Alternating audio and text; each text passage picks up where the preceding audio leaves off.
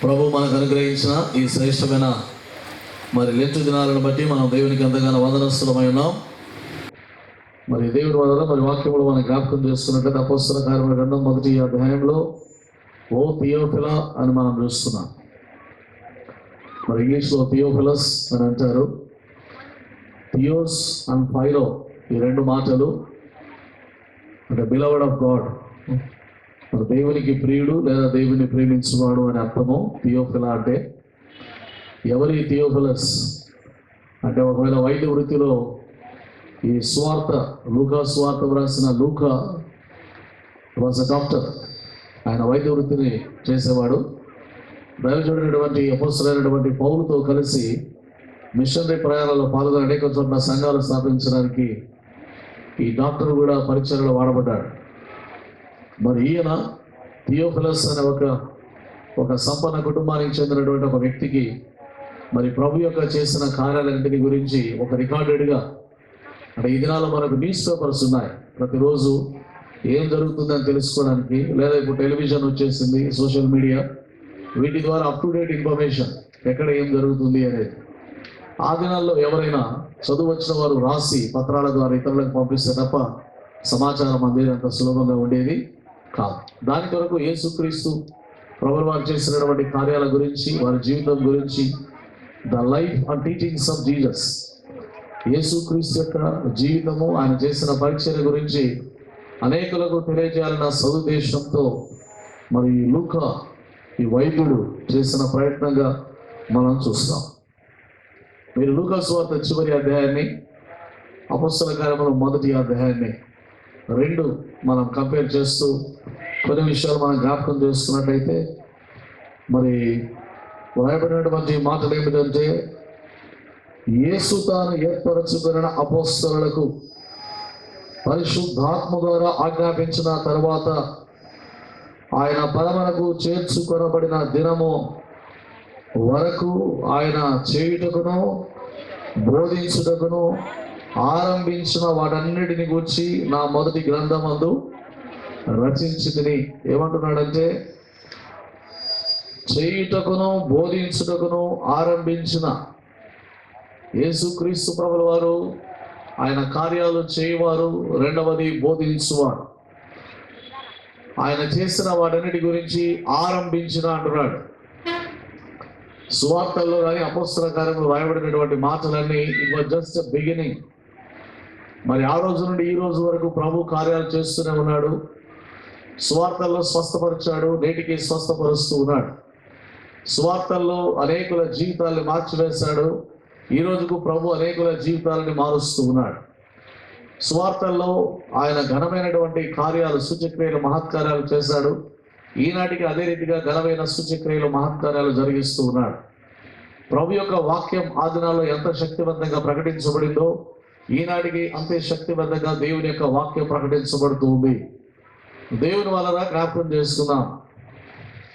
ప్రియమైనటువంటి సంగమా, ఆయన ఆరంభించిన, దాన్ని అండర్లైన్ చేసుకోవాలి మీరు. ఆరంభించిన ప్రభు ఆయన ఆల్ఫా మాత్రమే కాకుండా ఆయన ఏమై ఉన్నాడు? ఒమేగా, ఆది అంతమై ఉన్న దేవుడు. ఆయన కొనసాగిస్తూ ఉన్నవానిగా మనం గమనిస్తాం. నా మొదటి గ్రంథమందు రచించితిని అంటున్నాడు లూకా సువార్త. ఆయన శ్రమ పడిన తర్వాత 40 దినముల పర్యంతరము వారికి అగపడచ్చు, దేవుని రాజ్య విషయములను గురించి బోధించచ్చు, అనేక ప్రమాణాలను చూపి వారికి తను తాను సజీవునిగా కనపరచుకొనెను. పిల్లరా, యేసుక్రీస్తు ప్రభు యొక్క పునరుత్థానం గురించినటువంటి ఆర్గ్యుమెంట్స్ ఉన్నంతగా ఈ భూ ప్రపంచంలో దేని గురించి లేవు. ప్రతి మతము ఏం అటాక్ చేస్తుందంటే, యేసు చనిపోలేదు అని కొంతమంది, యేసు చనిపోయాడు కానీ తిరిగి లేవలేదు అని కొంతమంది. కానీ దేవుని వాక్యం స్పష్టంగా మనకు బోధించేది, ఆయన మరణించాడు, ఆయన సమాధి చేయబడ్డాడు, ఆయన 3వ దినమున తిరిగి లేచాడు. ఈ విశ్వాసం క్రైస్తవ విశ్వాసం. యేసుక్రీస్తు లేపబడి ఉండకపోతే మేము ప్రకటించు స్వార్థ వ్యర్థమే అంటాడు దైవజనుడైన పౌలు. కాబట్టి క్రిస్టియానిటీకి the foundation of the Christian church, the foundation of the faith of the church, the foundation of the faith and practice of the church, దేవుని సంఘం యొక్క నమ్మకము, దేవుని సంఘం యొక్క విశ్వాసము, దేవుని యొక్క నిరీక్షణ, విశ్వాసుల యొక్క నిరీక్షణ దేని మీద ఆధారపడి ఉందంటే క్రీస్తు యొక్క పునరుత్థానములో. అనేకులు గొప్ప నాయకులు వచ్చారు, అనేకులు గొప్పవారు వచ్చారు, వారి జీవితాల గొప్ప కార్యాలు చేశారు, వారు మరణించారు, వెళ్ళిపోయారు. ద గ్రేట్ అలెగ్జాండర్ కేవలం 30 సంవత్సరాలు మాత్రమే బ్రతికాడు, కానీ ప్రపంచంలో అనేకమైనటువంటి దేశాలను జయించిన వారిగా చూస్తాం.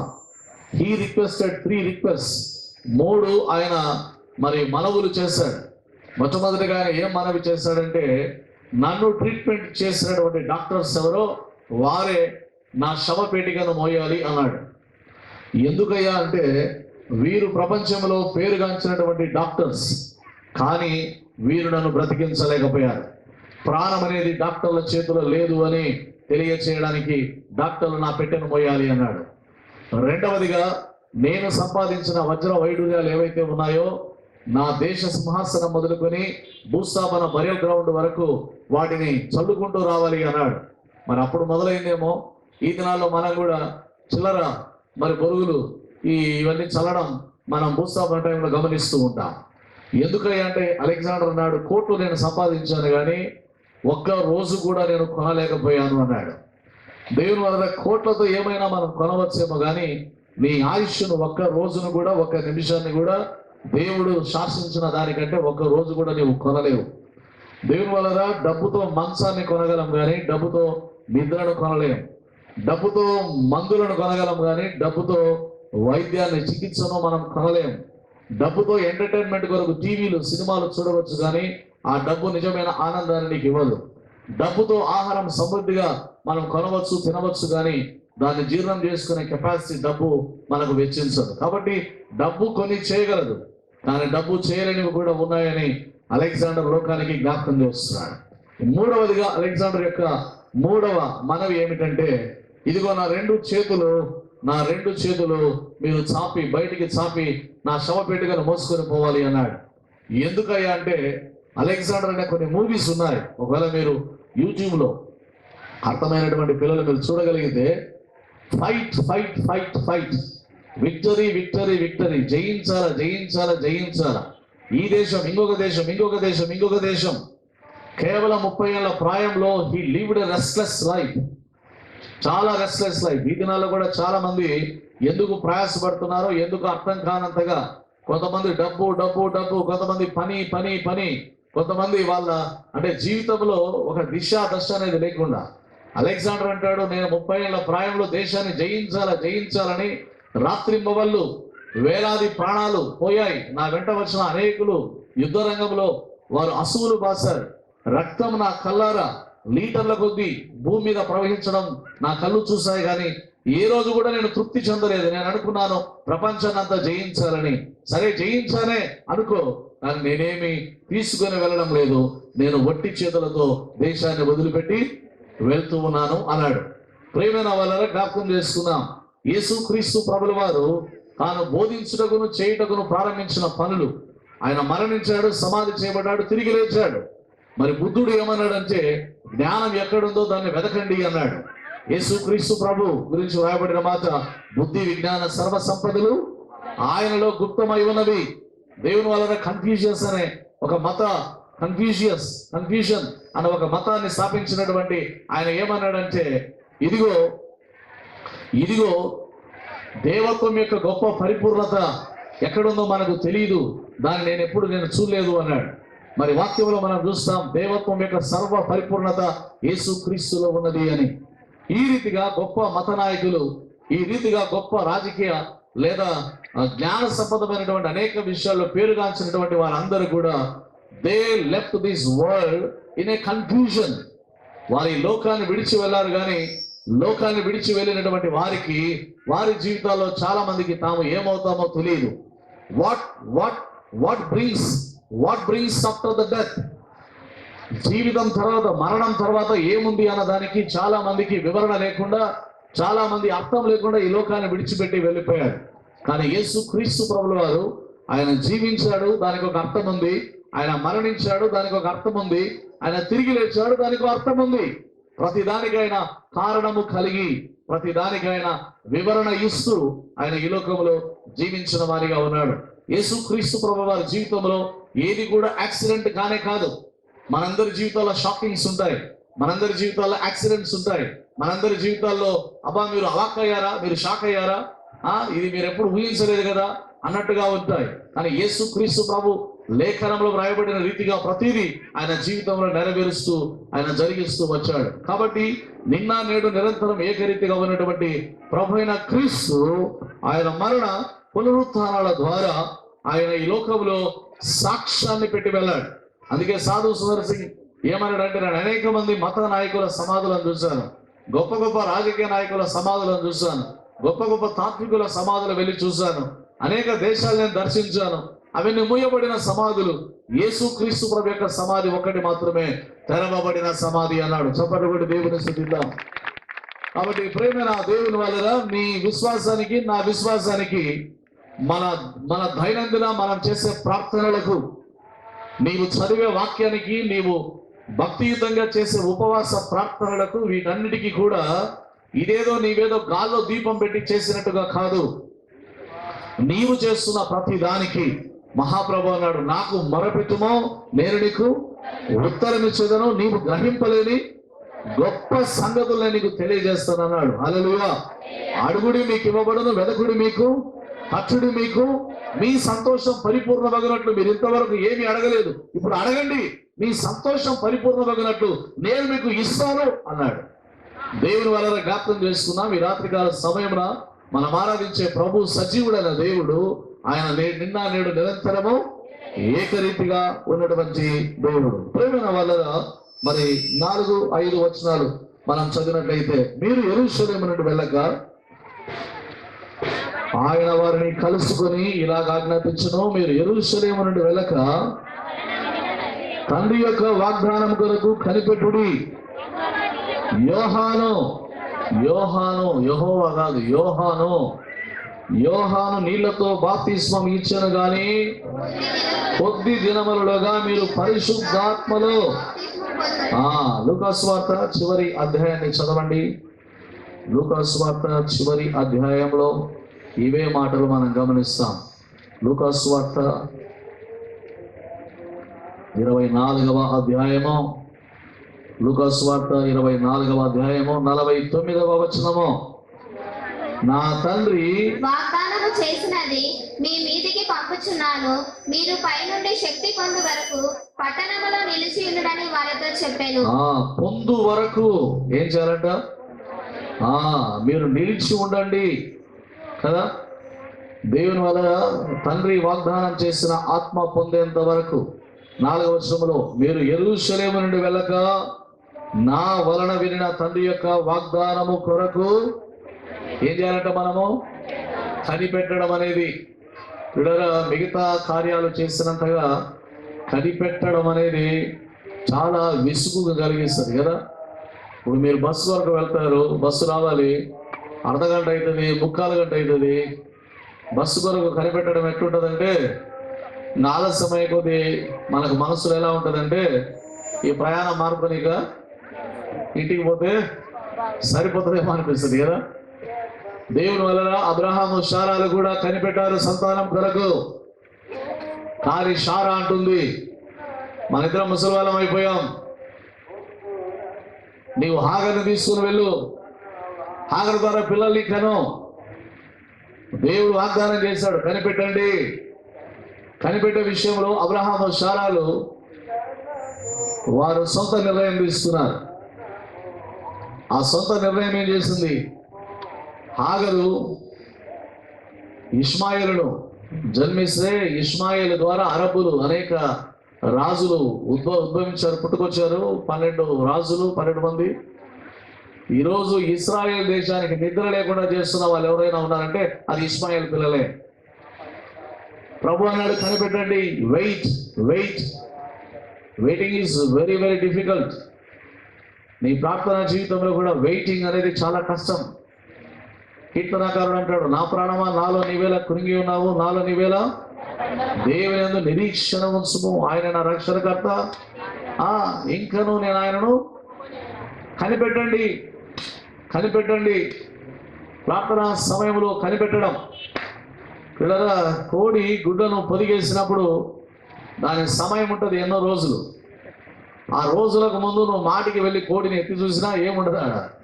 ఏముంటాయి చెప్పండి? అలాగే ఉంటాయి. కొన్నిసార్లు మనం ప్రయత్నం గుడ్లు తీసి పగలగొట్టాలని చూస్తే గుడ్లో ఉన్నటువంటి పిల్లలు ఏమైపోతాయి? చచ్చిపోతాయి. కనిపెట్టడం మోషే 40 సంవత్సరాలు కనిపెట్టాల్సి వచ్చింది. మోషే వెళ్ళి నేను మీకు నాయకుడిని అన్నాడు. వాళ్ళు అన్నారు, నువ్వెవరు మాకు నాయకునివి, నిన్నెవరు పంపించారు అన్నారు మోషేను. భయపడి ఐగుప్తు దేశాన్ని వదిలిపెట్టి పారిపోయాడు. ఎవరైతే తృణీకరించారో తిరిగి వారి యొద్దకు దేవుడు పంపించాడు. హల్లెలూయా. దేవుడు పంపించినప్పుడు ఎవరు మోషేను ఆపలేకపోయారు.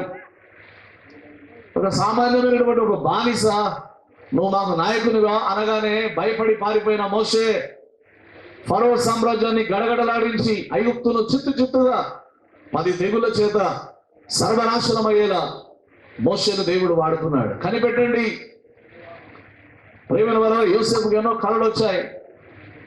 ఆయన ఐగుప్తు మహాసామ్రాజ్యానికి గొప్ప ప్రైమ్ మినిస్టర్ అవుతాడన్న కళలు వచ్చాయి. ఈ కళలు ఆయన కన్నాడు. కానీ ఇప్పుడు 11 సంవత్సరాలు జైల్లో ఉండాల్సి వచ్చింది. ఈ జైల్లో ఉన్న కాలంలో నైలు నది నీళ్లు తాగుతూ ఉన్నప్పుడు, పురుగు పట్టిన అన్నం తింటూ ఉన్నప్పుడు యోసేపుకి ఎన్నోసార్లు అనిపించి ఉండవచ్చు, ఏమయ్యాయి నా కళలు, ఏమయ్యాయి నా దర్శనాలు, దేవుడు నాకు ఇచ్చిన వాగ్దానం ఏమాయను. యోసేపు కూడా చాలాసార్లు వెనకాడు వేసి ఉండవచ్చు. కానీ ప్రేమ వలన కనిపెట్టుకొని ఉన్నాడు. సమయం వచ్చినప్పుడు ప్రేమ వలన జైల్లో తనతో పాటు ఉన్న వాళ్ళతో అన్నాడు, అయ్యా మీరు బయటికి వెళ్తే నన్ను గుర్తుపెట్టుకోండి. వాళ్ళు బ్రహ్మాండంగా ఓకే అని చెప్పి వెళ్ళారు, కానీ ఎవడు గుర్తుపెట్టుకోలేదు, మర్చిపోయారు. మనుషులు మర్చిపోతారు, దేవుడు మర్చిపోడు. ఆమేన్. మనుషులు వాగ్దానాలు చేస్తారు, వాగ్దానాలు నిలబెట్టుకోలేరు. మనుషులను నమ్ముకున్నట్టు కంటే, రాజులను నమ్ముకున్నట్టు కంటే యెహోవాను ఆశ్రయించుట మేలు. సమయం వచ్చినప్పుడు నేరుగా యోసేపుకు రాజా అంతఃపురం నుంచి ఈ రిసీవ్డ్ టెలిగ్రామ్, నువ్వు ఇమీడియట్ గా రావాలని. సమయం వచ్చినప్పుడు రాజులే నీకు వర్తమానాలు పంపిస్తారు. సమయం వచ్చినప్పుడు కనిపెట్టుకొని ఉండము. 11 సంవత్సరాలు కనిపెట్టాల్సి వచ్చింది. 40 సంవత్సరాలు మోషే కనిపెట్టాల్సి వచ్చింది. 21 సంవత్సరాలు అబ్రహాము శారాలు కనిపెట్టాల్సి వచ్చింది. పిల్లలు కనిపెట్టే సమయం ఇంకెంతకాలం అని మనం అనుకోవచ్చు. కానీ నీవు త్వరపడి పరిగెత్తి సాధించే వాటన్నిటికంటే కనిపెట్టుకొని దేవుని ఎదుట ఎదురు చూచినప్పుడు దేవుడిచ్చే ఈవులతో పోల్చుకుంటే నీవు సాధించుకున్నది ఏది కూడా లెక్కలోనికి రాదు అని ప్రభునామమున నేను మీకు మనవి చేస్తున్నాను. లూకా సువార్త చివరి అధ్యాయంలో ప్రభు అంటున్నాడు, కనిపెట్టండి. ప్రారంభ అధ్యాయంలో అపొస్తల కార్యములో చూస్తున్నాం, నా తండ్రి వాగ్దానం చేస్తున్నది మీరు పొందు వరకు యెరూషలేములో దేని కొరకు వాగ్దానం చేస్తాడు దేవుడు? సర్వ జనుల మీద నా ఆత్మను కుమ్మరిస్తాను. మీ వృద్ధులు కలలు కంటారు, మీ యవనులు దర్శనాలు చూస్తారు, పనివారి మీద పనికత్తెల మీద నా ఆత్మను కుమ్మరించుదును. హల్లెలూయా. కుమ్మరిస్తాడు దేవుడు. ఎంతవరకు అంటే నీవు మునిగి తేలేంతగా. ఏజ్కేల్ దర్శనంలో చూస్తాడు కదా, బలిపీఠం వద్ద నుంచి ఒక ఫ్లో వస్తూ ఉంది నది. అది మొదట కేవలము మెడిమల వరకే ఉంది. నడుచుకుంటూ వెళ్తూ ఉంటే మోకాళ్ళ వరకు ప్రవాహం వచ్చింది. ఆ తర్వాత చూస్తే మొలలోతు వచ్చింది. ఆ తర్వాత ఆయన నడవలేనంత ప్రవాహం. హల్లెలూయా. దేవుని ఈవులు నీవు నడవలేనంతగా, నీవు మునిగి తేలేంతగా. కీర్తనకారుడు అందుకే అన్నాడు, నూనెతో నా తల అంచుకున్నాడు, నాకేనండి నేను బ్రతుకు గుణములన్నీ కృపాక్షేమములే నా వెంట వస్తాయి. ఆయన ఇచ్చే ప్రతిదీ పొంగి పొర్లేవి దేవుని వలన. తర్వాత వీరు ప్రభువుకు ఒక ప్రశ్న వేస్తున్నారు. ఏమంటున్నారు? ప్రభువా, ఈ కాలమందు ఇశ్రాయేలుకు రాజ్యమును మరలా అనుగ్రహించదవా అని ఆయనను అడగగా, ఆయన ఆ కాలములను సమయములను తండ్రి తన స్వాధీనమందు ఉంచుకొని ఉన్నాడు, వాటిని తెలుసుకొనటం మీ పని కాదు. ఆయనను పరిశుద్ధాత్మ మీ మీదికి వచ్చినప్పుడు. యేసుక్రీస్తు ప్రభు రాగానే వీళ్ళందరూ ఏమనుకున్నారంటే, తప్పక ఈయన రోమా సామ్రాజ్యాన్ని పడగొట్టి మాకు రాజ్యాన్ని స్థాపిస్తాడు అనుకున్నారు. యేసుక్రీస్తు ప్రభు వచ్చింది రోమా సామ్రాజ్యాన్ని పడగొట్టడానికి కాదు. యేసుక్రీస్తు ప్రభు ఏమన్నాడంటే, యేసుక్రీస్తు ప్రభు వారు ఏమన్నారంటే, ఇదిగో నశించిన దానిని వెదకి రక్షించుటకు మనుష్య కుమారుడు ఒక రోమ్ సామ్రాజ్యాన్ని కాదు, ప్రభు ఏమన్నాడంటే సాతాను మెరుపు వలె ఆకాశం నుండి పడుట నేను చూచితిని అన్నాడు. ఒక రాజ్యం పడిపోతే మరొక రాజ్యం వస్తుంది, ఒక దుర్మార్గుడు పోతే మరొక దుర్మార్గుడు వస్తాడు, ఒక దుష్టపాలన పోతే మరొక దుష్టపాలన వస్తుంది. ఈ లోకంలో ఇవన్నీ కామన్.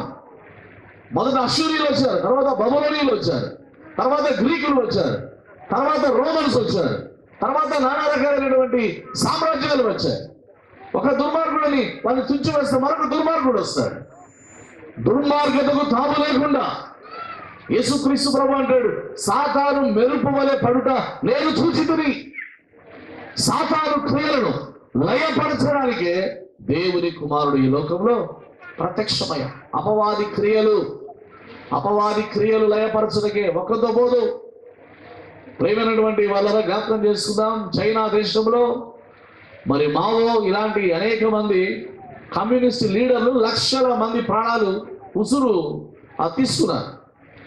హిట్లర్ 60 లక్షల మంది యూదుల్ని చంపేశారు. వాళ్ళతో అయిపోయింది అనుకుంటే అయిపోలేదు. మొన్నటికి మన ఆఫ్ఘనిస్తాన్, ఇరాన్, ఇరాక్లో అమెరికన్ ఈ సేనలను వెళ్ళి లక్షల మంది ప్రాణాలు. ఇప్పుడు ప్రస్తుతం ఏం జరుగుతూ ఉంది? ఇజ్రాయెల్ గాజాల మధ్య యుద్ధం జరుగుతూనే ఉంది. ఇప్పుడు ఏం జరుగుతూ ఉంది? ఉక్రెయిన్ రష్యా మధ్య యుద్ధం జరుగుతూనే ఉంది. దుర్మార్గుడు ఒకడు పోయాడంటే మరొకడు పుట్టుకుంటూ వస్తాడు. యేసుక్రీస్తు ప్రభు ఒక్కొక్క దుర్మార్గుని ఏరడానికి రాలేదు. ఆయన వచ్చింది అపవాది క్రియలు లయము చేయడానికి. హల్లెలూయా. ఆ ప్రభు అంటున్నాడు కాలములు సమయములు తెలుసుకున్నట మీ పని కాదు. మీరేం చేయాలా? ఆయనను పరిశుద్ధాత్మ మీ మీదికి వచ్చినప్పుడు మీరు శక్తి నందదరు కనుక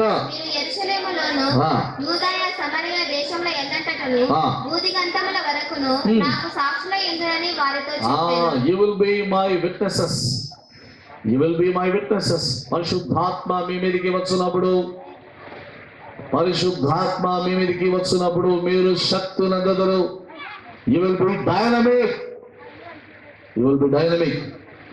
ఈ శక్తి ఎలాంటిదంటే ఒక చిన్న పిల్ల పేతును పట్టుకొని అడిగితే భయపడి యేసు ఎవరో నాకు తెలియదు అన్నాడు.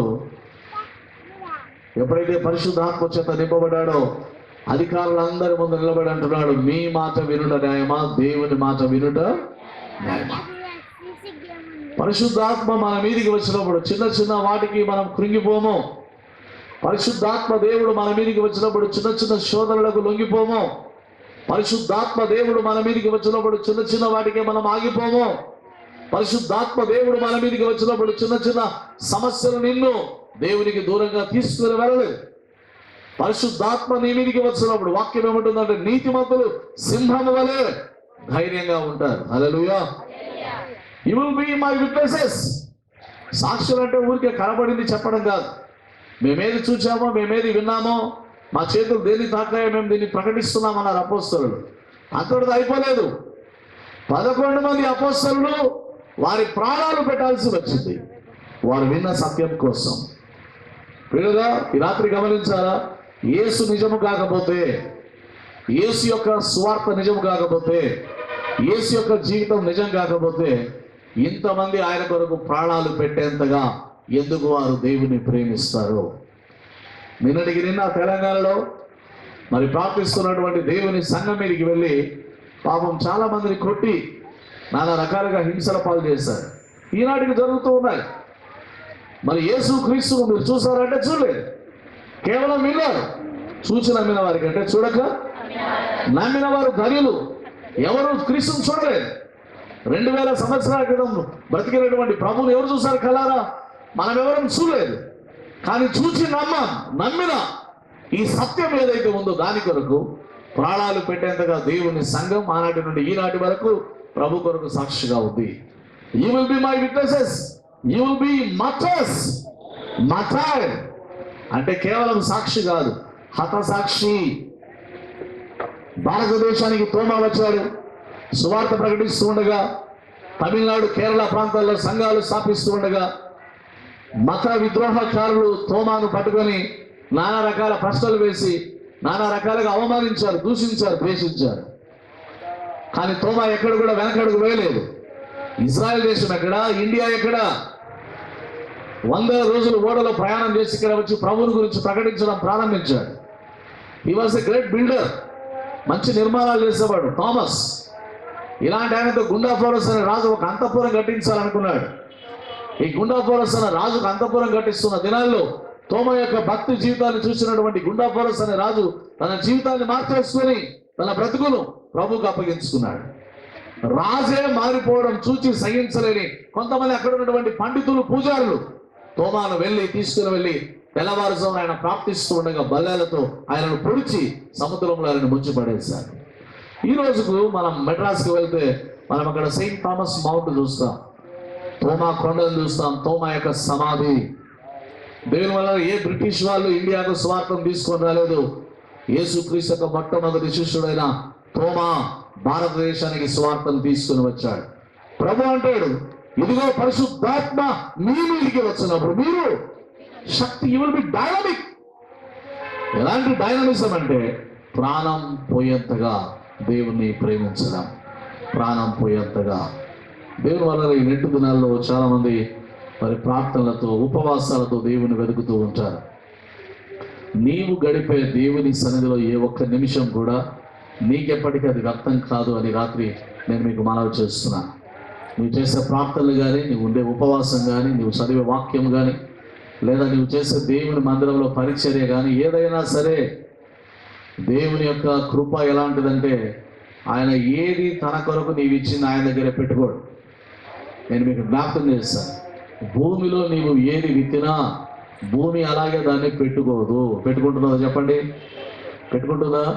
నువ్వు ఒక చిక్కుడు గింజ నాటావనుకో, అలాగే దాచిపెడుతుందా విత్తనాన్ని? అది ఏం చేస్తుంది? అది దాంట్లో నుంచి ఒక మొక్కను పంపిస్తుంది. ఒక మొక్కజొన్న గింజ వేసాం అనుకోండి, భూమి అలాగే ఉన్నీలని అలాగే దాచిపెట్టుకోదు. దాచిపెట్టుకుంటుందా? దానిని ఒక ఎన్నో కంకులు వస్తాయి. ఒక వరి గింజ నాటామనుకోండి, ఒక ఆవాల గింజ నాటామనుకోండి, వాము ఎంత ఉంటుంది చూడడానికి. ఏది భూమిలో నీవు విత్తినా భూమి ఏది అలాగే దాచిపెట్టుకోదు. దేవుడు చేసిన ఈ భూమి ఏది దాచిపెట్టుకోకపోతే దేవుని కొరకు నీవు చేసిన ఏదైనా అలాగే ఆయన దాచిపెట్టుకోడు. పేతురు అడిగాడు, సువార్త ప్రకటించడానికి నాకు కొద్దిసేపు నీ బోటు అరువుకి ఇస్తావా? పేతురు ఆయన బోటు అరువుకి ఇచ్చాడు, ఆయన పడవ. ఎందుకంటే జన సమూహాలు వేల మంది ప్రభు మీద పడుతున్నారు కాబట్టి ప్రభు సముద్రంలో బోటులో కూర్చొని వాక్యం చెప్పాడు. ఈరోజు మనం కొంతమంది ఉన్నాం ఇక్కడ, ప్రభు దగ్గర వేల మంది, 10,000 మంది, 20,000 మంది ఈ రీతిగా ప్రభు దగ్గరికి వచ్చేవారు, గుంపులు గుంపులుగా పడేవారు. వారు మీద పడకుండానట్లు ఆయన సముద్రంలో ఒక దోణి ఎక్కి దోణిలో కూర్చొని ఆయన వాక్యం చెప్పాడు. వెళ్తూ వెళ్తూ దోణి ఖాళీగా పేతురుకు అలాగే ఇచ్చి వెళ్ళలేదు. థ్యాంక్స్ పీటర్, నువ్వు నాకు దోణి ఇచ్చావయ్యా అని. ఏం పీటర్, చేపలు ఏమన్నా పట్టావా అన్నాడు. లేదు ప్రభా, మేము రాత్రంతా ప్రయాసపడ్డాం, నాకేమి. అయితే వెళ్ళు, నీ దోణి కుడివైపుకు వలలు వేయి. ఎప్పుడు వెళ్ళి దోణి తీసుకుని వెళ్ళి కుడివైపుకు వలలు వేశాడు, విస్తారమైన చేపల రాశికి విస్మయమందును. హల్లెలూయా. ఆ ఒక్క పడవ పెట్టగా ఆయన అంటున్నాడు, ఇంకా రండి, పడవలు తీసుకొని రండి.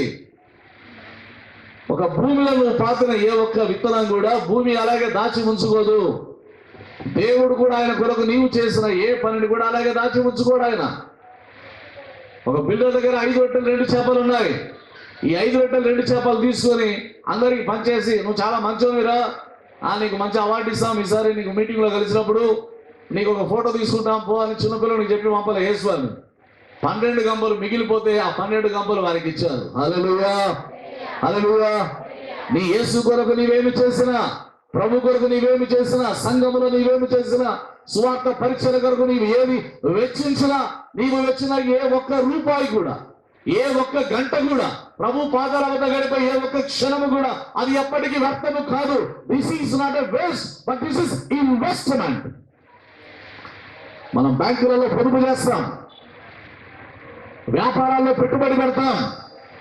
కొన్ని చోట్ల పొదుపు చేస్తే నష్టపోతాం, కొన్ని చోట్ల పెట్టుబడి పెడితే నష్టపోతాం. దేవుని పని కొరకు నీవు చేసే ప్రతిదీ దిస్ ఈస్ అ ఇన్వెస్ట్మెంట్. నీవు పెట్టే పెట్టుబడి లాంటిది. దేవుని వల్ల ప్రభు నీవు పెట్టే పెట్టుబడిని బట్టి 30 అంతలుగా, 60 అంతలుగా, 100 అంతలుగా నీకు ఇచ్చే దేవుడు. హల్లెలూయా. తర్వాత వచనాన్ని మనం చదువుకుందాం. ఈ మాటలు చెప్పి వారు చూస్తుండగా ఆయన ఆరోహణ ఆరోహణమాయను. అప్పుడు వారి కన్నులకు కనబడకుండా ఆ. ఒక మేఘము ఆయనను కొనిపోయెను. ఆ. ఆయన వెళ్ళుచుండగా వారు ఆకాశము వైపు తేరి చూచుచుండిరి. ఇదిగో తెల్లని వస్త్రములు ధరించుకొనిన ఇద్దరు మనుషులు వారి యొద్ద నిలిచి, గలిలయ మనుషులారా, మీరెందుకు నిలిచి ఆకాశము వైపు చూచుచున్నారు? మీ యొద్ద నుండి పరలోకమునకు చేర్చుకొనబడిన ఈ యేసే ఏ రీతిగా పరలోకమునకు వెళ్ళుట మీరు చూచితురో ఆ రీతిగానే ఆయన తిరిగి వచ్చును. హల్లెలూయా. ఎలా వెళ్ళాడు ఆయన? మేఘాల మీద వెళ్ళాడు. ఎలా వస్తాడంట ఆయన? మేఘాల మీద యేసు వచ్చుచున్నాడు, పరిశుద్ధులందరినీ. మేఘాల మీద యేసు పరిశుద్ధులందరినీ తీసుకు రెప్పపాటున మారాలి, యేసయ్య చెంతకు చేరాలి. యేసు రాజుగా వచ్చుచున్నాడు.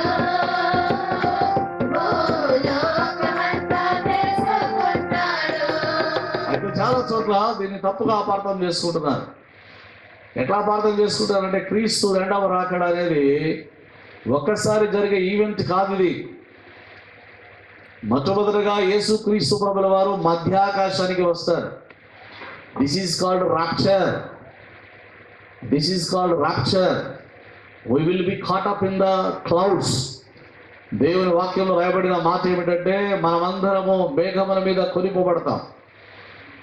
యేసు క్రీస్తు ప్రభుల వారు మధ్యాకాశానికి వచ్చినప్పుడు సంఘం విశ్వాసులైన వారు మాత్రమే వెళ్ళి మధ్యాకాశంలో ప్రభుతో ఉంటారు. మిగతా వారంతా విడవబడతారు. వాక్యంలో ప్రభు స్పష్టంగా చెప్పాడు, ఇద్దరు తిరుగలు విసరుచుండగా, ఇద్దరు పొలములో పని చేస్తుండగా, ఒకరు ఎత్తబడి ఒకరు విడువబడి, ఒకరు ఎత్తబడి ఒకరు విడువబడి రెప్పపాటులో కొనిపోబడుదురు. ప్రేమరాజు యేసు ప్రభువు మళ్ళీ వస్తాడు.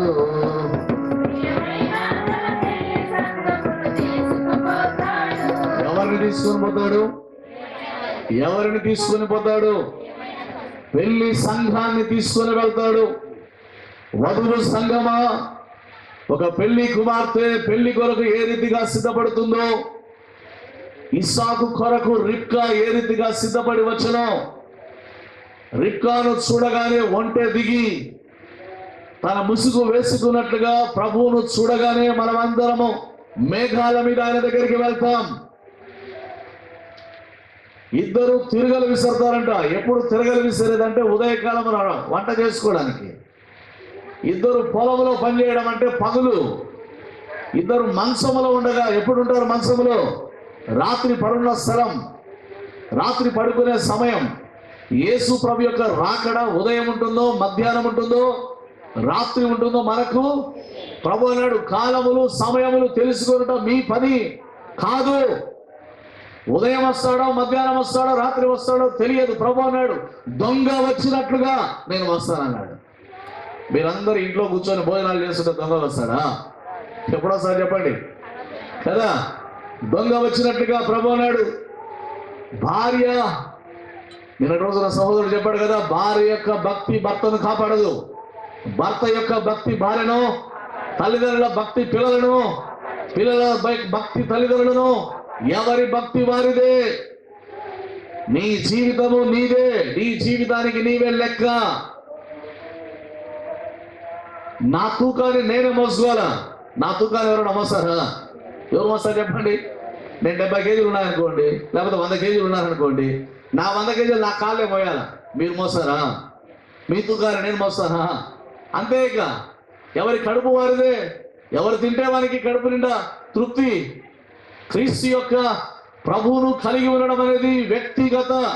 నువ్వు పోయిరాబో, భార్యను పంపడం, నువ్వు పోయిరాబో, పిల్లలు పంపడం కానే కాదు. ఇక్కడ ఆయన ఏ రీతిగా వెళ్ళాడో మళ్ళీ ఆ రీతిగా తిరిగి వస్తాడు. ఆయన మేఘాల మధ్యాకాశంలోనికి వస్తాడు. సంఘం ఎత్తబడుతుంది. 7 సంవత్సరాలు అక్కడ గొర్రెపిల్ల పెళ్లి విందు. పరలోకంలో పెళ్లి విందు జరుగుతూ ఉండగా భూమి మీద భయంకరమైనటువంటి 7 ఏళ్ల శ్రమల కాలము. ఏ కాలం చెప్పండి? 7 ఏళ్ల శ్రమల కాలం. మనిషి ఏమనుకుంటాడంటే ఈరోజు ఏముందిలే, రేపు చూద్దాంలే, రేపేముందిలే, ఎల్లుండి చూద్దాంలే. శ్రమల కాలంలో మనుషులు మరణాన్ని వెతుకుతారు, కానీ మరణము వారికి సారాయి తాగి విషం తాగి చచ్చిపోదామన్నా చావరు, రైలు కింద పడి చచ్చిపోదామన్నా చావరు, సముద్రంలో దుక్కి చచ్చిపోదామన్నా చావరు, ఊరేసుకుందామన్నా చావరు. మనుషులు 7 ఏళ్ల శ్రమల కాలంలో ఏం వెతుకుతారంటే మరణాన్నే వెతుకుతారు. వెతకడానికి ఇంకేముండదు. ఇప్పుడు ఏమేమో వెతుకుతున్నాం. నా ప్రాణమా తినుము తాగము. 7 ఏళ్ల శ్రమల కాలంలో మనిషి వెతికేది ఏముండదు, ఒకే మరణాన్ని మాత్రమే వెతుకుతారు. ఎక్కడ దొరుకుతుందా? మరణము దొరకదు. కానీ 7 ఏళ్ల శ్రమల కాలంలో ఏం దొరకదు మనకి? మరణం దొరకదు. అప్పుడు వెతికేది మరణమే. ఏం వెతకరు? ఉద్యోగాలు వెతకరు, పెళ్లిళ్ళు వెతకరు, డబ్బులు వెతకరు, పని వెతకరు, ఏం వెతకరు? ఏమి వెతకరు? మరణాన్ని వెతుకుతారు. ఇప్పుడు క్రీస్తును వెతికే కాలం, యెహోవా దొరుకు కాలమునందు మీరు ఆయనను ప్రభు అన్నాడు, మీరు మొదట దేవుని నీతిని, దేవుని రాజ్యాన్ని వెతకండి, అప్పుడు అవన్నీ మీకు అనుగ్రహించబడతాయి. హల్లెలూయా. ఇప్పుడు ఎవరు వెతకాలి? మనము దేవుని వెతకండి, దేవుని రాజ్యాన్ని వెతకండి. దేవుని రాజ్యాన్ని వెతికితే రేపు నువ్వు మరణాన్ని వెతకాల్సినటువంటి అవసరము లేదు. ఈరోజు నువ్వు ప్రభువును వెతికితే ప్రభు సన్నిధిలో గొర్రెపిల్ల యొక్క 7 ఏళ్ల పెళ్లి విందులో మనమందరం పాలుపొంపులు పొందుతాం. ప్రభు అన్నాడు, గొర్రెపిల్ల పెళ్లి విందుకు పిలవబడిన వారు ధన్యులు. ప్రేమైనటువంటి వాళ్ళ విందు సిద్ధంగా ఉంది. ప్రభు ఆహ్వానమిస్తున్నాడు. ప్రయాసపడి భారం మోసుకునే వాళ్ళారా నా యొద్దకు రండి, నేను మీకు అపోస్తల కార్యములు మొదటి అధ్యాయము 12వ వచనాన్ని మనం చదువుకున్నాం. అప్పుడు వారు ఒలీవల కనబడిన కొండ నుండి యెరూషలేమునకు తిరిగి వెళ్ళిరి.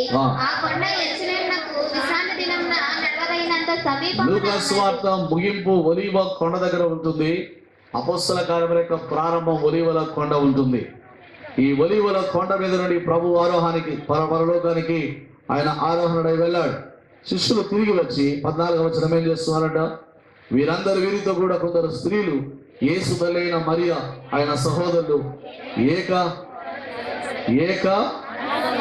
ఏక మనసుతో ఎడతెగక ప్రార్థన చేయించుండిరి. పిల్లల ఈ కూడికలు ఏర్పాటు చేయడానికి ప్రధాన ఉద్దేశం మనకు ఏక మనస్సు, ఏకాత్మ, ఏక భావము కావాలి. మనమందరము కలిసి మన మధ్య ఏమేమో ఉంటాయి, పొరపక్షాలు మన మధ్య ఏమేమో ఉంటాయి. ఇది ఒక సంఘానికంతా ఒక ఉత్సవం. ఇది అందరం కలుసుకోవడానికి. ఇంకా కొంతమంది దీన్ని సద్వినియోగం చేసుకోలేకపోతున్నారు. అందరూ సంఘములో ప్రతి ఒక్కరు ఇక్కడ ఉండాలా, ఏక భావముతో, ఏక మనస్సుతో. ఏం చేస్తున్నారంట వాళ్ళు? ఎడతెగక. ఇక్కడ చేరి వచ్చిన మనం ఈ రాత్రి కూడికలు ఎవరు ఏర్పాటు చేశారో ఆ కుటుంబాల కోసం మనం అందరం కలిసి ప్రార్థన చేస్తాం. వారు ప్రార్థన చేసుకోవడం వేరు, వారితో పాటు మనమందరం కలిసి వారి కొరకు ఇంతమంది చేసే ప్రార్థన ద్వారా తప్పగా కుటుంబాలకు మేలు కలుగుతుందా, కలగదా చెప్పండి. కాబట్టి దేవుని వలన ఇది మనం పరస్పరం ఒకరికొకరు ప్రార్థనలు చేసుకోవడానికి, ఒకరికొకరు విశ్వాసంలో పురికొల్పుకోవడానికి, మందిరానికి రాలేక వెనకబడిన వారిని పురికొల్పుకోవడం, రావడం. చిన్న చిన్న విషయాలతో మనం దూరం అయిపోతూ ఉంటాం, సంఘానికి దూరం అయిపోతూ ఉంటాం, ప్రభువుకు దూరం అయిపోతుంటాం, ఒకరికొకరం దూరం అయిపోతూ ఉంటాం. ప్రభు రాకడ సమీపిస్తూ ఉండగా ఏ విషయాల్లో మనం ఎవరికి దూరంగా ఉండిపోయే పరిస్థితులు కావు ఇవి. ప్రభు అన్నాడు, ప్రేమ లేకపోతే నేను వ్యర్థుడను. నా శరీరం కాల్చబడడానికి ఇచ్చిన ప్రేమ లేకపోతే నేను, నా పక్కింటోని నేను ప్రేమించలేకపోతే, నా ఎదిరింటోని నేను ప్రేమించలేకపోతే నేను ఎంత గొప్ప పరిశుద్ధనని చెప్పుకున్నా ప్రేమ వ్యర్థము. ఈ కూడికలు అనేవి, ఈ సభలు అనేవి మన మధ్య ఉన్న పరపక్షాలు తొలగిపోవాలి, మన మధ్య ఉన్న మనస్పర్ధలు తొలగిపోవాలి. ఏక భావం, ఏక మనస్సు, ఏక ఆత్మ సంఘమ. కారణం మనం అందరం శరీరంలో అవయమై ఉన్నాం. మరి శరీరం, సంఘం ఏ ఒక్కరు గాయపడి ఉంటే మిగతా వారు చూస్తూ ఉండడానికి కాదు ఇది. సంఘంలో ఏ ఒక్కరు వెనకబడితే ఆ పోలీలేవాడు వాని సావాడు వస్తాడు అనడానికి లేదు. ఇది శరీరంలో అవయవాలను ఒకదాని పట్ల ఒకటి ఏ రీతిగా బాధ్యత కలిగి, శరీరంలో అవయవాలను ఒకదాని పట్ల ఒకటి మిక్కుటమైన అభిమానాన్ని ఏ రీతిగా దేహంలో అవయవాలు చూపిస్తాయో, ఒక్క అవయవం ఘనత పొందితే మిగతా అవయవాలని సంతోషిస్తాయి, ఒక్క అవయవానికి బాధ కలిగితే మిగతా అవయవాలని బాధపడతాయి. ఇది శరీరం. అదే రీతిగా మనమందరం క్రీస్తు యొక్క శరీరం. ఆయన ఈ సంఘానికి శిరస్సు. ఈ చేయి కాలు మీద అలగడానికి, కాలు తలకాయ మీద అలగడానికి లేదు. శరీరంలో అలాంటి ప్రవర్తన ఉండదు. ఎప్పుడు ఎలా జరుగుతుందంటే, పక్షపాతం అనేది వస్తే, పాపం చెయ్యో కాలో పనిచేయడం మానేస్తే, నోరో పనిచేయడం మానేస్తే దాని ఇబ్బంది శరీరం అంతా ఇబ్బంది పడుతుంది. ఒకవేళ పక్షపాతం అది చెయ్యి పని చేయక తినలేకపోయాడు అనుకోండి, శరీరం అంతా నిరసించిపోతుంది. అర్థమవుతుందా? దేవుని వలన ఒక పక్షపాతం అనేది శరీరానికి ఎంత ఇన్కన్వీనియన్స్, ఎంత ఇబ్బంది. అదే రీతిగా ఒక వ్యక్తి సంఘంలో వెనకడుగు వేయడం అనేది సంఘం అనే శరీరానికి అదొక పక్షపాతం లాంటిది. కాబట్టి మనం చూస్తూ ఉండడానికి కాదు. గాయమైతే ఏ శరీరం చూస్తూ ఉండదు, తన గాయాన్ని కట్టుకట్టుకుంటుంది.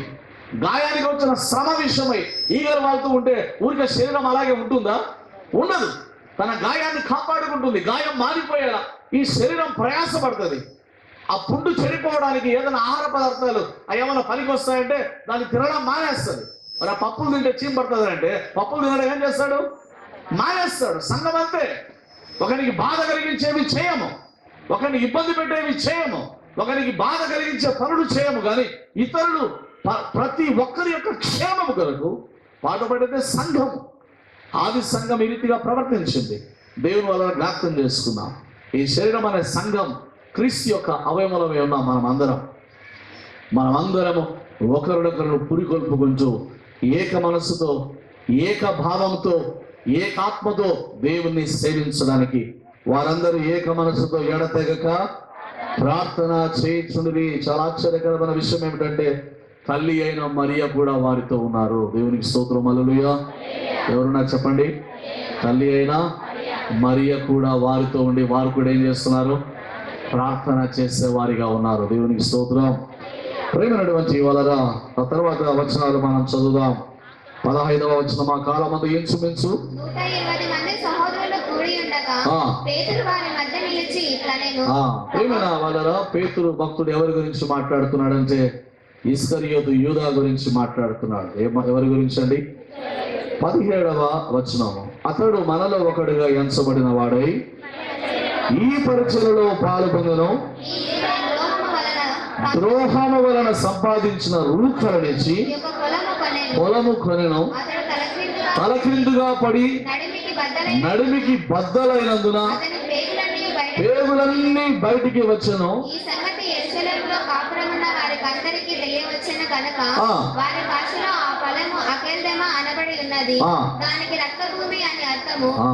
పేతురు అంటున్నాడు, ఇదిగో పరిచయలో ఒకరిగా ఎంచబడిన యూదా చివరికి ఏమైపోయాడంట? ఊరి పెట్టుకొని పిల్లలు జ్ఞాపకం చేసుకున్నాం. చాలా మంది అనుకుంటారు ఒకసారి రక్షించబడితే ఇక చివరి వరకు అలాగే అని. వాక్యంలో రాయబడిన మాట, భయముతో వణకుతో మీ స్వంత రక్షణను కాపాడుకోనుడి. హల్లెలూయా. ఎలా కాపాడుకోవాలట?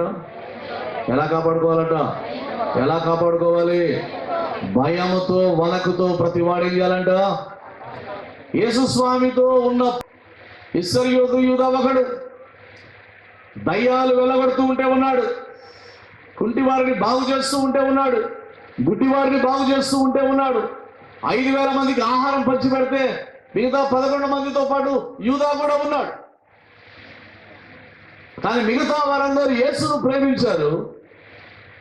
డబ్బు సంచి ఉన్నటువంటి యూదా మాత్రం యేసు కంటే ఎవరిని ప్రేమించడం మొదలుపెట్టాడు? డబ్బు సంచిని ప్రేమించడం. దేన్ని ప్రేమిస్తున్నాడు చెప్పండి? దేన్ని ప్రేమిస్తున్నాడు? ఒకరోజు ఒక ఆమె పాపాత్మురాలు వచ్చి, విలువైన అత్తరు వచ్చి యేసు స్వామిని అభిషేకిస్తూ ఉంటే ఇస్కరియోతు యూదా ఏమంటాడు? ఎందుకమ్మా ఈ అత్తరును వేస్ట్ చేస్తా ఉన్నావు? ఈ అత్తర మీద దండిగా డబ్బులు వస్తుంది కదా, ఈ డబ్బులు పేదవాళ్ళకు పంచవచ్చు కదా. వాక్యంలో రాయబడిన మాట ఏమిటంటే, యూదాకు పేదవాళ్ళ మీద కాదంట మనసు. దేని మీద అంట? డబ్బు సంచి వారి దగ్గర ఉండెను, వాడు దొంగిలించుచూ వచ్చెను. వాడు దొంగ. దేవుని వలన ఆకారం, పాత నిబంధన గ్రంథంలో ఆకారం.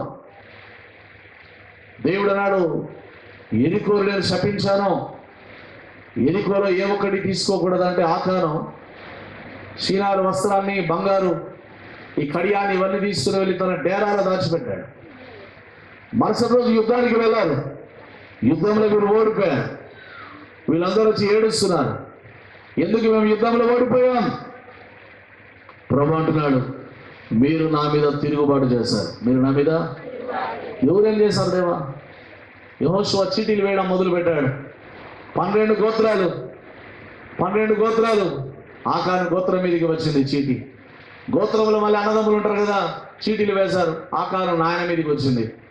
నాయనకు మళ్ళీ 5-6 మంది కొడుకులు ఉంటారు కదా, నేరుగా చీటీ వేస్తే ఆకారం మీదకి వచ్చింది. 20 లక్షల మంది ఉన్న యూదులలో దొంగ ఎవడో దేవుడు కనిపెట్టాడు. ఒక్కడు చేసిన పాపం పాలెం అంతటికి ఏం తీసుకొని వచ్చింది చెప్పండి? నష్టాన్ని తెచ్చింది. ఏం తెచ్చింది? దేవుడు అంటున్నాడు, ఎరికోను నేను శపించుదని. శపించబడిన భూమిలో నుండి దోచుకున్న ఆకాను ఇశ్రాయేలు ప్రజలకు నాశనాన్ని తెచ్చాడు. శాపగ్రస్తం అనేది ఏది మనం దాచిపెట్టినా వాక్యం అందుకే ఉంటుంది, అతిక్రమములు దాచిపెట్టేవాడు వర్ధిల్లుడు, వాటిని ఒప్పుకొని విడిచిపెట్టువాడు కనికరము. ఆకారానికి ఉండవచ్చు. ఏమయ్యా ఇక్కడ బంగారు కుప్పలు కుప్పలుగా ఉంది, షీనారు వస్త్రాలు అంటే పట్టు వస్త్రాలు కుప్పలు కుప్పలుగా ఉన్నాయి, ఎవడెవడో ఊరికి అన్ని కాల్చి పడేస్తా ఉన్నారు, ఏం దాచిపెట్టుకుంటే ఏమవుతుంది? దేవుడు అన్నాడు, నేను ఎరుకోను శపించి తిని. దేవుడు ఏం చేశాడంట? ఎరుకోని ఏం చేశాడు? పలకాలందరూ ఎరుకోని ఏం చేశాడట? దేవుడు శపిస్తే అది శాపమే, దేవుడు దీవిస్తే అది దీవెన. శపించబడిన దానిని ఎలా తెచ్చుకుంటావు? శపించబడిన దానిని, ఏదైనా తోటలో ఉన్నవన్నీ దీవించబడ్డాయి, ఒక్క ఫలం మీద మాత్రం దేవుని యొక్క అనుమతి లేదు. కానీ ఆదాము హవ్వలు ఏం చేశారు? దాన్నే తెచ్చుకున్నారు. దేవుని వల్ల దావీదుకి ఎంతో మంది భార్యలు ఉన్నారు, కానీ బత్షెబ భార్య దగ్గరికి వెళ్ళాడు. నిషేధించబడిన ఫలం ఆకాను దాచుకున్నట్లుగా దావీదు పాపాన్ని దాచిపెట్టాడు. నాతాను వచ్చి గద్దిస్తూ ఉన్నాడు. దేవుని వలన బిలాము ప్రవక్త బాలాకు ఏమేమో ఇస్తారంటే వాటికి ఆశపడి ఇశ్రాయేలును శపించడానికి వెళ్ళాడు. ఇశ్రాయేలుల మీద ఉన్న దీవెన ఏమిటంటే, నిన్ను దీవించువాడు దీవించబడతాడు, నిన్ను శపించువాడు. కాబట్టి ప్రతిరోజు మీరు ఇశ్రాయేల్ దేశం కోసం ప్రార్థన చేయాలి. మీ ఇంట్లో ప్రతిరోజు ప్రార్థన చేయాలి, దేవా ఇశ్రాయేలు దేశాన్ని దీవించు దేవా.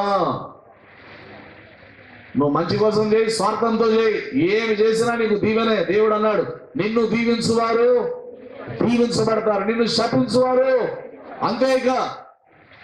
ఇశ్రాయేల్ దేశం 1 కోటి మంది కూడా లేరు జనాభా. నోబెల్ బహుమతులు, నోబెల్ అవార్డ్స్ వచ్చిన వాళ్ళలో టాప్ 100లో ఎవరు ఉంటారంటే ఇశ్రాయేలీలు ఉంటారు. భారతదేశ జనాభా 130 కోట్లు, ఇశ్రాయేల్ దేశ జనాభా 1 కోటి కూడా లేరు, 90 లక్షలు అంతే. ఈరోజు ఇజ్రాయెల్ దేశాన్ని మొత్తం 80-90 లక్షలు ఉంటారు, వాళ్ళ పాపులేషన్ అంతే. కానీ నోబెల్ బహుమతులు సాధించిన గొప్ప సైంటిస్ట్ ఎవరంటే ఇశ్రాయేలీలు. రాకెట్లు కనిపెట్టిన వాళ్ళు, ఇంటర్నెట్ కనిపెట్టిన వాళ్ళు, కంప్యూటర్ కనిపెట్టింది వాళ్ళే, టీవీ కనిపెట్టింది వాళ్ళే. Many things invented by the Jewish people. కారణం ఏంటంటే దేవుని దీవెన వారి మీద ఉంది. హల్లెలూయా. నిన్ను దీవించువారు నిన్ను శపించువారు. బిలాము బాలాకు ఇచ్చే డబ్బుల కోసం ఆశపడి ఇశ్రాయేలును శపించడానికి వెళ్ళాడు. యుద్ధములో బిలాము ఖడ్గముతో చంపబడిన గ్రేట్ ప్రాఫిట్ ఆఫ్ గాడ్, గొప్ప ప్రవక్త, యుద్ధంలో కుక్క చావు చచ్చాడు. కారణం శపించబడిన దానిని ఆశించడం. మన జీవితాల్లో ఏది శాపగ్రస్తమో దాన్ని విడిచిపెట్టాలి. ప్రభు నిన్ను గద్దించినప్పుడు దానిని విడిచిపెట్టాలి. వాక్యం నిన్ను గద్దించినప్పుడు నీవు దానిని విడిచిపెట్టాలి. పరిశుద్ధాత్మ దేవుడు నిన్ను హెచ్చరించినప్పుడు నీవు దాన్ని విడిచిపెట్టాలి. పట్టుకొని ఉండుట, దాచిపెట్టుట ఎవరికి తెలియదని మనం అనుకోవచ్చు, కానీ సర్వలోకాలను చూసే దేవుని కనులకు మరుగై ఉన్నది ఏది కూడా లేదు. కీర్తనకారుడు అంటాడు, దేవా నేను ఆకాశానికి పోతే అక్కడ నీవు ఉన్నావు, పాతాళానికి పోయినా అక్కడ ఉన్నావు, నా తల్లి గర్భములో నేను పిండమై ఉండగా నీ కన్నులు నన్ను చూశాను. నియమించబడిన దినములలో ఒకటైనా కాకమునుపే నా దినములన్నీ నీ గ్రంథములో, నా ఎముకలలో ఒక్కటైనా నీకు మరుగై ఉండలేదు. హల్లెలూయా, హల్లెలూయా. నీకు ఎన్ని ఎముకలు ఉన్నాయో మీ అమ్మ కడుపులో ఉన్నప్పుడు మీ అమ్మకు తెలియదు నాయన, మీ నాయనకు తెలియదు, కానీ ఎవరికి తెలుసు? ఎందుకు చేసిన వాడు ఆయనే కాబట్టి. హల్లెలూయా. ఈ ఫ్యాన్ రిపేర్కి వస్తుంది, ఫ్యాన్ చేసి మనకు తెలియదు దాన్ని ఎట్లా రిపేర్ చేయాలనో మనకు తెలియదు. అటపోయి షాక్ కొట్టుకొని చేతులు ఎరగొట్టుకొని ఉంటాం, చేసిన వాడికి తెలియదా? రిపేర్ వచ్చిన ప్రతిసారి ఎవరి దగ్గరికి వెళ్ళాలా? తెలిసిన వాళ్ళ దగ్గరికే. మన జీవితాలకు రిపేర్ వచ్చిన ప్రతిసారి మనలను చేసిన సృష్టికర్త అయిన దేవుని దగ్గరికే మనం రావాలి. హల్లెలూయా. ఇస్కరియోతు యూదా 3.5 సంవత్సరాలు యేసుతో తిరిగాడు, కానీ యేసును ప్రేమించలేకపోయాడు. యేసును ప్రేమించినంతకంటే ఎక్కువగా దేన్ని ప్రేమించాడు? ఈ లెంటు కాలంలో నీ ఆహారం కంటే దేవుని ప్రేమించడం, ఇదే ఉపవాసం. నీ డబ్బు కంటే దేవుని ప్రేమించడం, అదే ఇతరులకు దానం ఇవ్వడం. నీ తిండి గింజల కంటే దేవుని ఎక్కువ ప్రేమించడం, నీ పని కంటే దేవుని ఎక్కువ ప్రేమించడం. ఏదైతే నీ జీవితంలో ప్రాముఖ్యం అనుకుంటున్నావో దానికంటే నువ్వు దేవుని ఎక్కువగా ప్రేమించడానికి గడిపే దినాలే ఈ శ్రేష్టమైన ఉపవాస దినాలు. ఈ రీతిగా ప్రభు వద్ద గడుపుట ద్వారా ఇదొక పునాది లాంటిది. 40 రోజులు ఫౌండేషన్, పునాది. ప్రభు అన్నాడు, నా మాటలు విని వాటి ప్రకారం చేయవాడు బండ మీద ఇంటిని కట్టుకున్న వాడిని పోలి ఉంటాడు. వానలు వస్తాయి, వరదలు వస్తాయి, ఆ ఇల్లు నిలిచి ఉంటుంది. హల్లెలూయా. దేని మీద మన పునాది ఉండాలి? బండ. ఎవరా బండ? మన ప్రభువైన యేసుక్రీస్తే కట్టబడాలి. అందుకే చాలా బ్రతుకులు కంప్లీట్ కావడం లేదు. There is no peace. సమాధానం లేని, శాంతి లేని, ఆశీర్వాదం లేని, దైవ దీవెన లేని బ్రతుకులుగా అనేక జీవితాలు కుటుంబిటాడుతూ ఉన్నాయి. ఈ రాత్రి ఇస్కరియోతు యూదా దేవుని ప్రేమించి దేవుని పిలుపులో నుండి వెళ్ళిపోయిన వానిగా మనం చూస్తూ ఉన్నాం. ప్రేమ వల్ల ఆ డబ్బు తీసుకుని వెళ్ళి దేవాలయంలో పడేశారు. వాళ్ళు ఏం చేస్తారంటే భూమి కొని వాని భూస్థాపన కోసం అని భూమి కొంటే ఆ భూమికి ఏమని పేరు పెట్టారంట? రక్త భూమి. ఏ భూమి చెప్పండి? అకెల్దమా, శాపగ్రస్తపు భూమి. ఏ భూమి చెప్పండి? శాపగ్రస్తపు భూమి. ప్రేమ వలన ఇస్కరియోతు యూదా కోల్పోయిన స్థానం వారు ఏమని ప్రార్థన చేస్తున్నారు? చదువుదాం. 24వ వచనము. ఇట్లని ప్రార్థన చేసి అందరి హృదయములను ఎరిగి ఉన్న ప్రభువా, తన చోటికి పోవుటకు యూదా తప్పిపోయి పోగొట్టుకున్న ఈ పరిచర్యలోను అపోస్తల వర్గములోను పాలు పొందుటకు వీరిద్దరిలో నీవు ఏర్పరచుకున్న వారిని కనపరచుమనిది.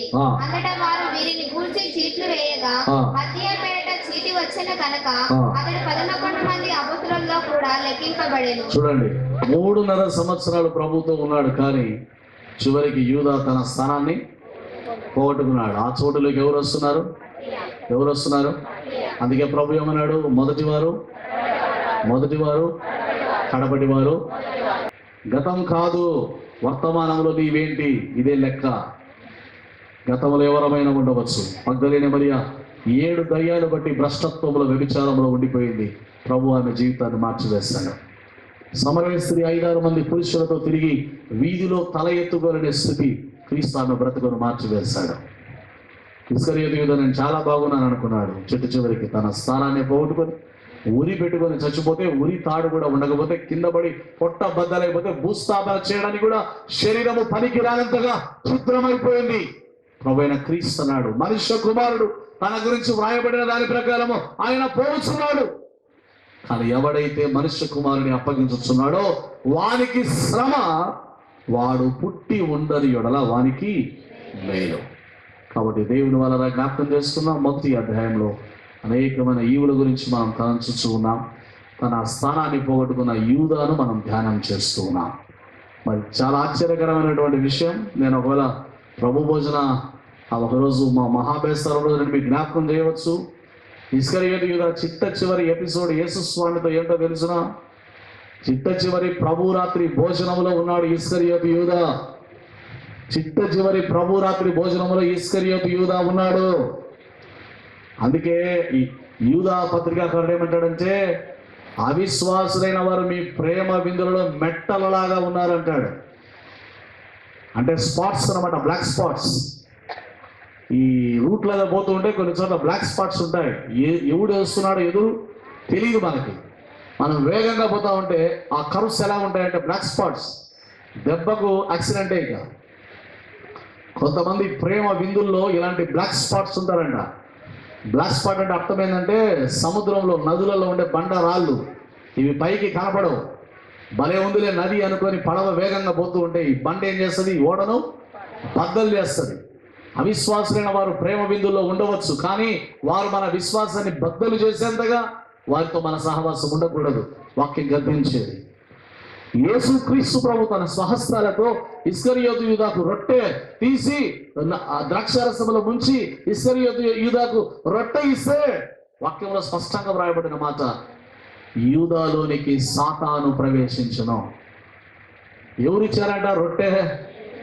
ప్రభు విందులో, ప్రభు భోజనంలో పాల్గొన్న 12 మంది శిష్యులతో యేసుస్వామి చివరి రాత్రి భోజనం రొట్టె విరిచి ఇస్కరియోతు యూదాకు ఇస్తే, దైవ కుమారుడు, దేవాది దేవుడు, మహాపరిశుద్ధుడు, మహాగరుడైన దేవుడు, కోటాది కోట్ల దూతల చేత ఆరాధించబడుతున్న దేవుడు, సూర్యకాంతి కంటే మించిని పోలినవాడు, సమీపింపలేని తేజస్సు నివాసముల దైవ కుమారుడు రొట్టెను విరిచి యూదాకు ఇస్తే, యూదా దాన్ని పుచ్చుకోగానే అతనిలోనికి పరిశుద్ధాత్మ సమృద్ధిగా రావాలి. కానీ రొట్టె పుచ్చుకొనగానే వారిలో సాతాను ప్రవేశించను. ఎవరు ప్రవేశించారంట? ఎవరు ప్రవేశించారు? 11 మందికి పరిశుద్ధాత్మ రావడమేమి, వీనొకరికి దురాత్మ పట్టడమేమి. తీసుకుంటున్నాడు కానీ తీసుకుంటున్న వారిలో స్వచ్ఛత, ప్రేమ, సమర్పణ లే. యేసుని ఎప్పుడు అప్పగించాలని కనిపెట్టుకున్న వారిలో దురాత్మ ప్రవేశించాడు. ఏ స్వామి రొట్టె ఇస్తేనే తీసుకునే వాళ్ళకి దయాలపడుతుంటే, మరి మాలాంటోళ్ళు దరిద్రులు ఇచ్చేటోళ్ళు ఇచ్చే రొట్టె ద్రాక్ష తీసుకునే వాళ్ళకి ఇంకా ఎన్ని దయాలు పట్టాలా? అర్థమవుతుందా మీకు? ప్రభు భోజనంలో పాల్గొన్న ప్రతిసారి యూదాలాగా మనము ఉండి యేసును అమ్మేసుకునే స్వభావాలతో ఉంటే, యేసును విడిచిపెట్టే స్వభావాలతో ఉంటే, పాలు పంపులు పొందిన ప్రతిసారి ఈ రీతిగానే దురాత్మలు వస్తాయి. కానీ దైవాత్మ మనలోనికి నడిపింపు. దైవజనుడు రొట్టె ఇచ్చినప్పుడు మీకు చెప్పే మాట ఏంటో తెలుసునా? ఇది క్రీస్తు శరీరము, మీ కొరకు ఇవ్వబడుతున్న నా శరీరము, దీన్ని తిని త్రాగండి ప్రభు చెప్పాడు. గురులయ్య నీకు ఇచ్చేటప్పుడు ఏమంటాడంటే, ఈ రొట్టె తీసుకుని తినుము, నిత్య జీవము వరకు ఈ ప్రభు యొక్క శరీరము నిన్ను కాపాడును గాక. ఎంతవరకు కాపాడాలా? ఈ శరీరాన్ని కాపాడాలా పవిత్రతలో, ఈ ఆత్మను కాపాడాలి నరకానికి పోకుండా. దైవజనుడు విరిచి నీకు ఇచ్చే మాట ఇదే, ఇదిగో రొట్టె తీసుకొని తిను, నిత్య జీవమునకు ఆయన నిన్ను నడుపును గాక, అంతవరకు నిన్ను కాపాడును గాక.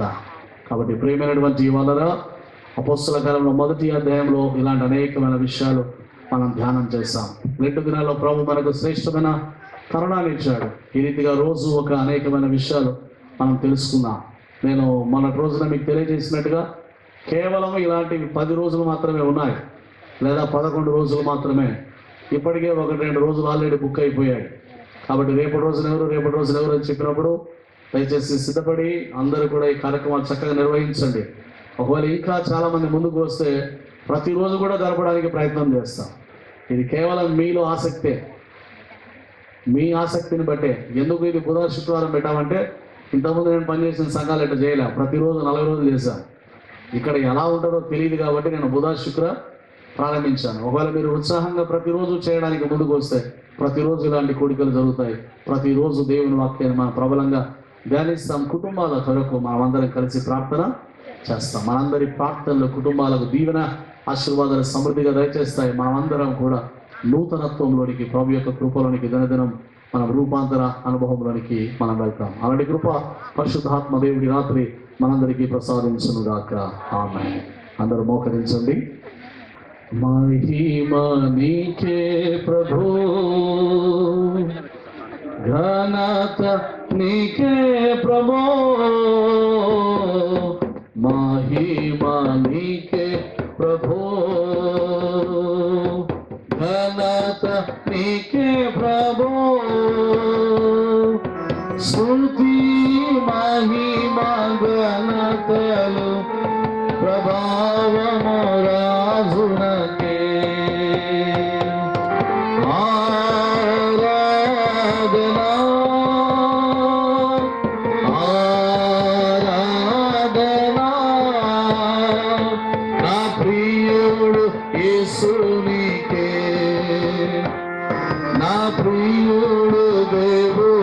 నీకే మహిమ నీకే ప్రభు సమీపింపరాని తేజస్సునందు వసించు అమరుండవే శ్రీమంతుడవు సర్వాధిపతివి నీ సర్వము నాకిచ్చితివి సమీపింపరాని తేజస్సునందు వసించు అమరుండవే శ్రీమంతుడవు సర్వాధిపతివి నీ సర్వము నాకిచ్చితివి. రెండు చేతులు పైకి దేవుని స్తుతిద్దాం. ఆరాధనా ఆరాధనా ఆరాధనా ఆరాధనా ప్రియ యేసు ప్రభునకే ప్రియ యేసు ప్రభునకే మహిమ నీకే ప్రభు ఘనత నీకే ప్రభు స్తుతి మహిమ ఘనతలు ప్రభావము రాజునకే స్తుతి మహిమ ఘనతలు ప్రభావము రాజునకే మహిమ నీకే ప్రభు వెలుగుగా తోడై ఉండి నడిపించు దైవమా వెలుగుగా తోడై ఉండి నడిపించు దైవమా నీ రాజవచ్చు నీ చిత్తవచ్చు నీ చిత్తం నెరవేరును ఆరాధనా ఆరాధనా ప్రియ యేసు ప్రభునకే ప్రియ యేసు ప్రభునకే మహిమ ప్రభునకే